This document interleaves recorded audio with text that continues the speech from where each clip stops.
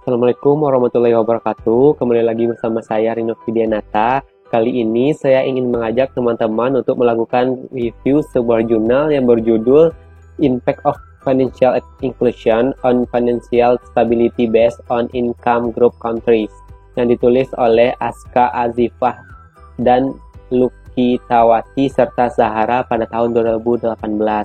Nah, jurnal ini melihat dampak inklusi keuangan pada stabilitas keuangan di beberapa grup negara, misalnya negara pendapatan menengah ke atas, negara pendapatan menengah ke bawah, dan negara berpendapatan tinggi. Nah, sebelumnya saya ucapkan terima kasih kepada Bapak Dr. Alphonse Satrianto yang mana selaku pembimbing mata kuliah ekonomi perbankan kali ini. Nah, abstrak dari jurnal ini yaitu inklusi keuangan merupakan salah satu strategis untuk meningkatkan pertumbuhan inklusi di banyak negara. Namun, hal tersebut dapat menyebabkan stabilitas atau ketidakstabilan dalam sistem keuangan dan dampaknya dapat berbeda antara negara kelompok pendapatan. Potensi ketidakstabilan dalam sistem keuangan terjadi ketika inklusi keuangan menyebabkan penurunan standar kredit, meningkatnya risiko reputasi bank, dan tidak adanya respon regulasi dalam keuangan mikro. Oleh karena itu, penelitian ini bertujuan untuk mengukur indeks inklusi keuangan dan stabilitas keuangan antara negara dan menganalisis pengaruh keuangan inklusi terhadap stabilitas keuangan di 19 negara berdasarkan kelompok pendapatan pada tahun 2004 hingga tahun 2014, di mana data dikumpulkan dari Bank Dunia, database Dana Moneter Internasional, dan sumber lainnya. Metode yang digunakan yaitu indeks SARMA untuk menghitung inklusi keuangan, indeks Albolescu, dan Goyo untuk menghitung stabilitas keuangan, dan model Tobit untuk menganalisis pengaruh inklusi keuangan terhadap stabilitas keuangan. Hasilnya menunjukkan negara berpenghasilan tinggi memiliki indeks inklusi keuangan dan stabilitas keuangan yang lebih tinggi daripada negara yang berpenghasilan rendah. Inklusi keuangan hanya berpengaruh signifikan positif terhadap stabilitas keuangan di negara berpenghasilan tinggi. Sedangkan negara berpenghasilan menengah ke bawah dan atas harus meningkatkan ketersediaan layanan keuangan untuk meningkatkan inklusi keuangannya. Selain itu, negara-negara berpenghasilan menengah ke bawah dan atas harus meningkatkan perkembangan keuangan untuk meningkatkan stabilitas keuangannya. Nah, itulah abstrak dari jurnal ini. Langsung saja kita masuk ke pendahuluannya, di mana inklusi keuangan menjadi program penting di tingkat nasional dan internasional karena terdapat 2,6 M orang atau lebih dari 50% penduduk dunia yang tidak memiliki akses kredit, asuransi, dan tabungan. Financial inklusi ini program yang diharapkan dapat meningkatkan pertumbuhan inklusi di banyak negara, di mana persentase pertumbuhan pinjaman pada kelompok negara berpenghasilan menengah ke atas adalah 13,3%. Sedangkan kelompok negara berpenghasilan menengah ke bawah memiliki pertumbuhan pinjaman negatif per 1.000 penduduk dewasa ini. Nah, tingkat pertumbuhan kelompok negara berpenghasilan menengah ke bawah negatif 8,3%, di mana rata-rata dunia memiliki rekening kredit positif per 1.000 populasi orang dewasa dengan tingkat pertumbuhan sebesar 8,1%. Nah, di sini dapat kita lihat tabel yang menunjukkan pertumbuhan inklusi keuangan, outstanding pinjaman per 1.000 negara populasi dewasa. Yang paling signifikan tumbuh itu yaitu kelompok negara pendapatan menengah ke atas. Ini signifikan tumbuhnya. Sedangkan yang secara tren stabil yaitu pada kelompok pendapatan menengah ke bawah. Nah, secara global ini dapat kita lihat dia relatif stabil di angka kisaran 200-an dari tahun ke tahun. Nah, kajian teorinya yaitu Financial Inclusion menurut Irving Fisher dalam bukunya The Purchasing Power of Money mengemukakan bahwa teori kuantitas sederhana terkait uang menurutnya dalam meningkatkan output ekonomi suatu negara atau suatu bangsa yang terpenting bukan saja jumlah uang, melainkan juga kecepatan beredarnya atau velocity of money-nya.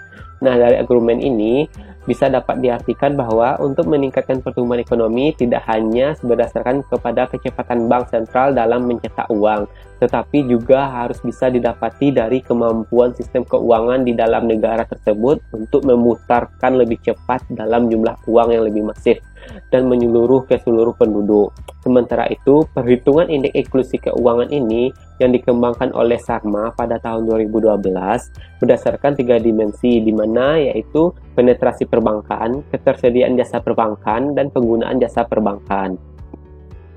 Nah, dimensi penetrasi perbankan itu maksudnya indikator penetrasi perbankan menjelaskan tentang sejauh mana masyarakat telah memiliki nomor rekening di perbankan. Hal ini dapat menunjukkan financial awareness atau kesadaran terhadap keuangan pada masyarakat untuk memanfaatkan produk-produk yang ada di perbankan. Sedangkan dimensi ketersediaan jasa keuangan, indikator ketersediaan jasa keuangan ini menjelaskan tentang sejauh mana industri perbankan mampu menjangkau masyarakat yang ada di sekitar wilayah tersebut. Apabila industri perbankan mampu diakses dengan mudah oleh masyarakat secara luas, maka masyarakat akan mudah untuk mengenal dan memanfaatkan produk perbankan, sehingga jelas hal ini dapat berdampak pada perilaku keuangan personal masyarakat tersebut. Dan ketersediaan layanan juga dapat ditunjukkan dengan jumlah outlet bank per 1000 penduduk dan dengan nomor ATM per 1000 orang atau jumlah karyawan bank per pelanggan. Dalam tidak hanya data pembanding pada jumlah ATM dan jumlah staf bank untuk jumlah negara besar, kita juga dapat menggunakan jumlah cabang bank per 1000 penduduk untuk mengukur dimensi ketersediaan tersebut. Nah, yang ketiga yaitu dimensi penggunaan jasa perbankan. Indikator yang digunakan yaitu menjelaskan tentang sejauh mana masyarakat mampu menggunakan produk-produk perbankan dalam aktivitas perekonomiannya. Hal ini dapat menjelaskan perilaku masyarakat dalam mengelola keuangan di dalam kehidupan sehari-hari melalui produk-produk perbankan tersebut. Nah, Index of Financial Inclusion atau IP, indeks ini merupakan ukuran tingkat inklusi keuangan. Indeks inklusi keuangan ini akan digunakan untuk mengukur tingkat inklusi keuangan di 6 negara ASEAN dari tahun 2008 hingga tahun 2018. Nah, perhitungan indeks inklusi keuangan dalam penelitian ini mengikuti konsep yang telah dilakukan oleh Sharma tersebut. Nah, konsep stabilitas keuangan. Stabilitas keuangan adalah suatu kondisi yang memungkinkan sistem keuangan nasional berfungsi secara efektif dan efisien, serta mampu mempertahankan terhadap kerentanan internal dan eksternal sehingga alokasi sumber pendanaan atau pembiayaan dapat berkontribusi pada pertumbuhan dan stabilitas perekonomian nasional. Nah, tentang pengaturan sementara itu, sistem keuangan sendiri adalah suatu sistem yang terdiri dari lembaga keuangan, pasar keuangan, infrastruktur keuangan, serta perusahaan non-keuangan di rumah tangga yang saling berinteraksi dalam pendanaan dan atau penyediaan pembiayaan pertumbuhan ekonomi. Nah, menurut Khan, pada middle income country, dalam penelitiannya menemukan bahwa financial inclusion memiliki pengaruh yang positif dan negatif terhadap stabilitas sistem keuangan. Dampak positifnya yaitu dapat meningkatkan diversifikasi banking asset dan meningkatkan transmisi kebijakan moneter. Sedangkan dampak negatifnya dapat menurunkan standar kredit. Nah, metode penelitian yang digunakan oleh jurnal ini yaitu Financial Inclusion Index menggunakan jika indeks inclusionnya kecil dari 0,3 maka itu disebut low financial inclusion. Sedangkan jika indeksnya 0,3 sampai 0,6 itu moderate financial inclusion. Sedangkan yang lebih besar dari 0,6 itu good financial inclusion. Dan sistem keuangan indeks diukur jika mendekati 0 itu disebut semakin tidak stabil, jika mendekati 1 itu disebut dengan indeks keuangannya semakin stabil.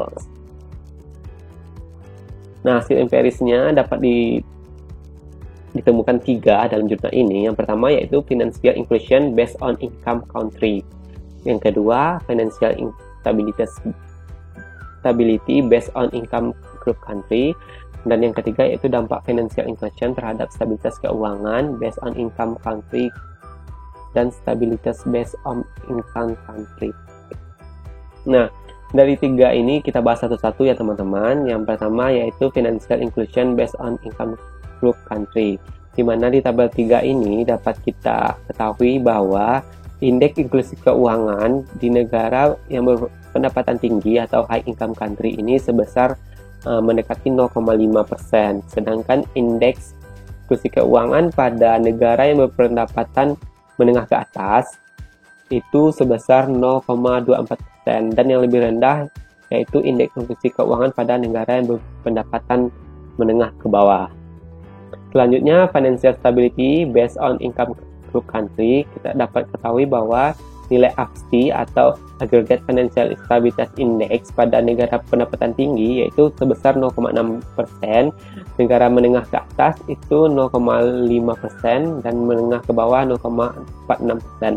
Hal ini menunjukkan bahwa stabilitas keuangan negara tinggilah yang paling stabil dibandingkan negara-negara pendapatan lainnya.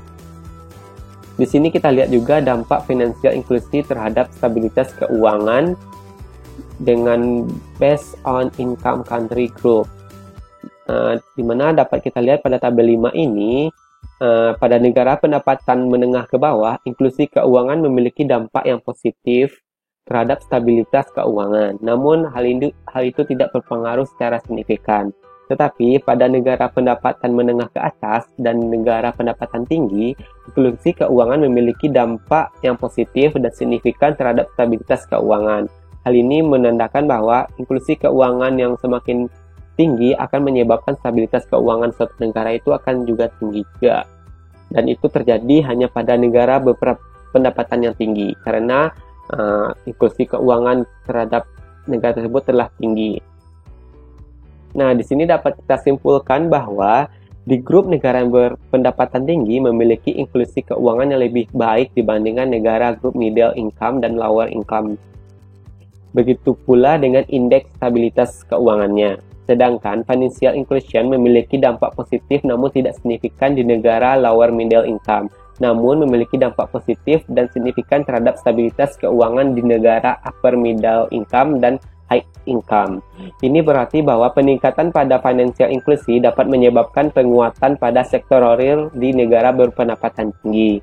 Dan negara berpenghasilan menengah ke bawah dan atas harus meningkatkan ketersediaan layanan keuangan untuk meningkatkan inklusi keuangan.